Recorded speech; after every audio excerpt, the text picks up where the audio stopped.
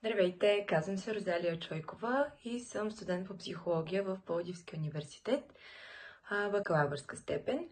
Спрях се на темата ролята на информационните и комуникационните технологии, ИКТ, за преодоляването на глобалното цифрово разделение.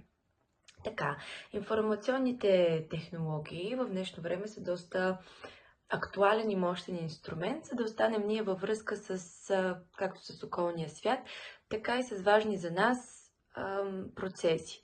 Например, хората от по-отдалечените райони могат съвсем спокойно да останат част от образователния процес, без да се налага да се разкарват от точка А до точка Б, участвайки само в платформи като онлайн класни стаи, четящи онлайн книги и електронни учебници.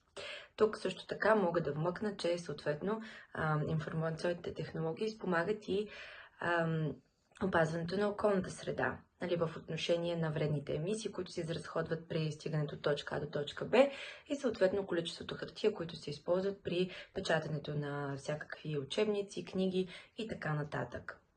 Другото, за което спомагат информационните технологии в днешно време, така че да няма разделение между хората, това е, че всъщност, както споменах, благодарение на тях ние можем да се свързваме само чрез Wi-Fi при наличието на дигитално устройство с хора, споделящи нашите интереси, хора, които имат същите виждания, така че ние да усещаме едно равенство, да усещаме, че сме част от общност, част от нещо, което всъщност ни кара, макар и дигитално, да се връщаме към естеството на човешката природа, то е да се свързваме с други хора около нас.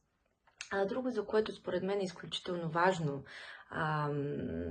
това преодоляване на глобално цифрово разделение чрез информационните технологии, именно, че ние можем да самоусъвършенстваме себе си. Информационните технологии предлагат много икономически възможности. Социално ние претърпяваме някакво развитие също. За здравеопазването също мога да кажа, че информационните технологии спомагат, тъй като в днешно време можем само с един клик да установим връзка с даден специалист и той да ни даде решение на проблем в реално време. Макар и ние да не сме на едно и също място.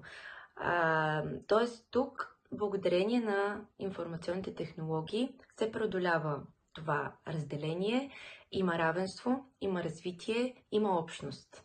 Това е моето мнение по темата.